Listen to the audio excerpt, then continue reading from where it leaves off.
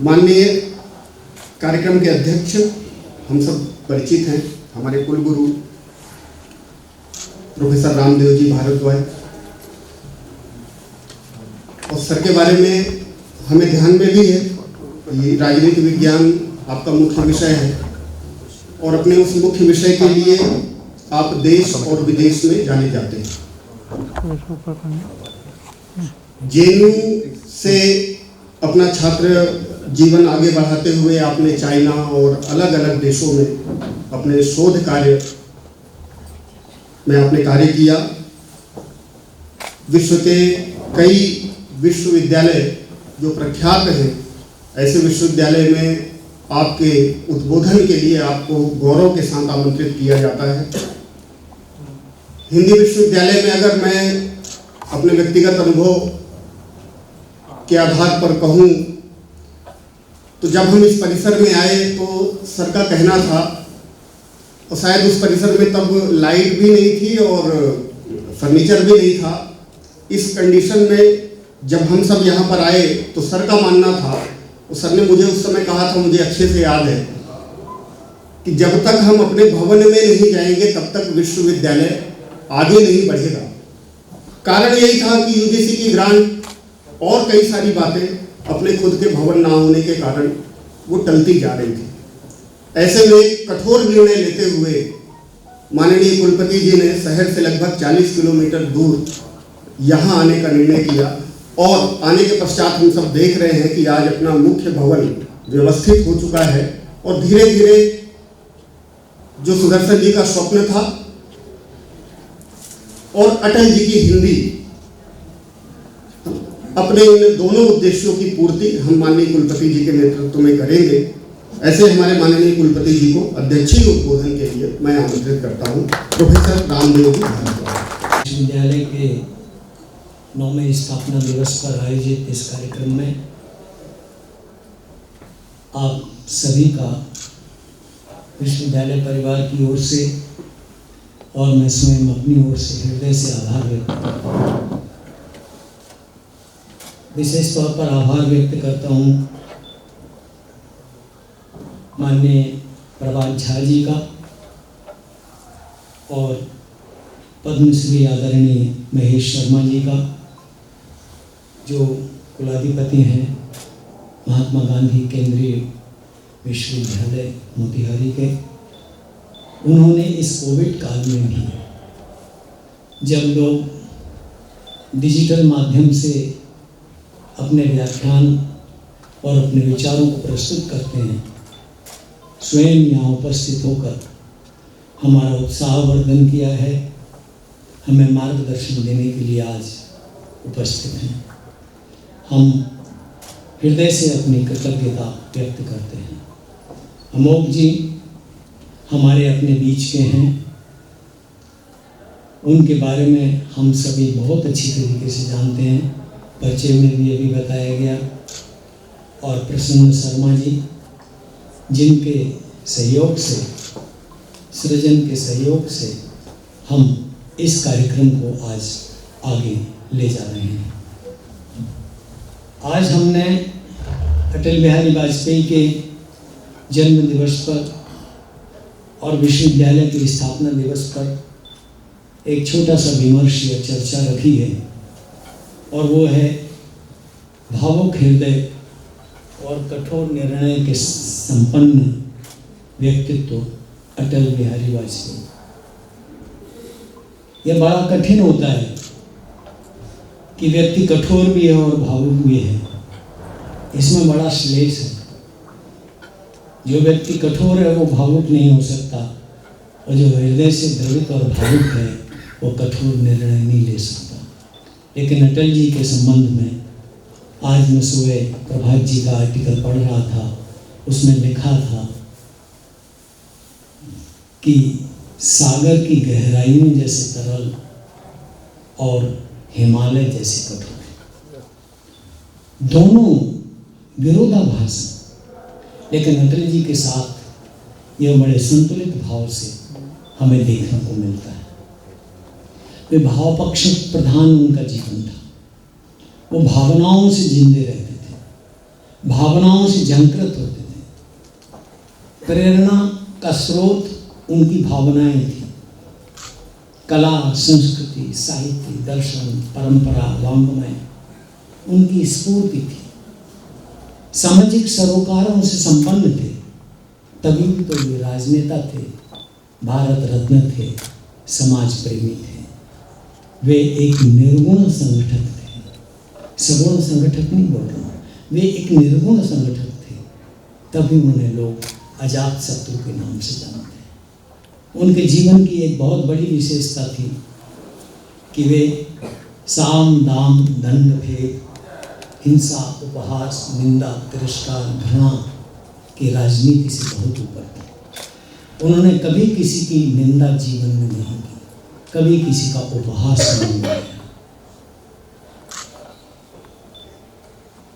पंडित जवाहरलाल नेहरू से लेकर के देश की स्वतंत्रता के पहले प्रधानमंत्री से लेकर के आजीवन और प्रधानमंत्री रहते तक उन्होंने कभी राजनीति में अपशब्द का प्रयोग नहीं किया। और यही कारण है कि उनका ये समन्वयवादी दृष्टिकोण और उनका ये संगठन का पद्धति 24 दलों को मिलाकर के उन्होंने सरकार चलाई, बखूबी सरकार चलाई और उसमें ऐसे निर्णय लिए जिसमें कि जो दल थे वो हृदय से नहीं चाहते थे, लेकिन अटल जी के निर्णय के सामने वो नतमस्तक हुए। निश्चित तौर पर उनका जो व्यवहारिक पक्ष था वो काफ़ी दृढ़तापूर्वक था। राष्ट्रभक्ति, राष्ट्र के नवोत्थान के लिए समर्पण उनके जीवन में अति कठोर था। तुलनात्मक दृष्टि से हम यदि देखें तो अटल जी में हमें अरविंद का अतिमानस झलकता हुआ दिखता है। स्पिरिचुअलिटी, क्रिएटिविटी और इंटेलेक्चुअलिटी का सामने थे। मानवेंद्र राय का उदारवाद, जयप्रकाश नारायण की सप्त क्रांति, दीनदयाल उपाध्याय का एकात्म मानववाद, श्याम प्रसाद मुखर्जी के समान सांस्कृतिक दृष्टिकोण, जिसे कालांतर में सांस्कृतिक राष्ट्रवाद के रूप में भारतीय जनता पार्टी ने अपना लक्ष्य बनाया, वह हमें देखने को मिलता है। चुनौतियों को वो संकल्प के रूप में लेते थे, चुनौतियों से वो घबराते नहीं थे।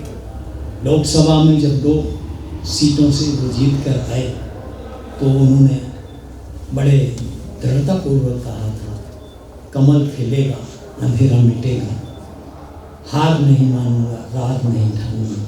यह हृदय निश्चित तौर पर हमें यह बताता है कि पटेल की तरह वे विघटनकारी शक्तियों से लोहा लेने वाले थे। उनकी मूलतः प्रवृत्ति इंक्लूसिव थी, वो किसी को पृथक नहीं करना चाहते थे। यहाँ तक कि हमने ये देखा कि उनका यह मानना था कि हम सब कुछ बदल सकते हैं, पड़ोसी नहीं बदल सकते। इसलिए उन्होंने लाहौर यात्रा की। विषमताओं के बावजूद भी लाहौर बस में बैठ कर के गए, नवाज शरीफ से चर्चा की, आगरा समिट की, मुशर्रफ को यहाँ बुलाया। हालांकि उन्होंने अपने चरित्र का परिचय दिया और ओपन जो मीडिया के सामने उन्होंने जो कहा, पूरी दुनिया ने उसको धिक्कारा। वे शांत स्वभाव के थे, मृदु थे, सौम्यता के धनी थे, संकल्पों की दृढ़ता थी। जेल में लोकतंत्र की उन्होंने आराधना की। इमरजेंसी के समय उन्होंने उनके भाषणों में कहीं कहीं मुझे सुनने को मिलता है कि जेल में लोकतंत्र की आराधना की। कितने कष्ट सहे हम कल्पना भी नहीं कर सकते। उनके साथ में जितने लोग थे उन सब ने सहन सहे, लेकिन वे समन्वयवादी थे, समर्पणवादी नहीं थे। समन्वय उनके जीवन का लक्ष्य था, किसी के सामने उन्होंने समर्पण नहीं किया।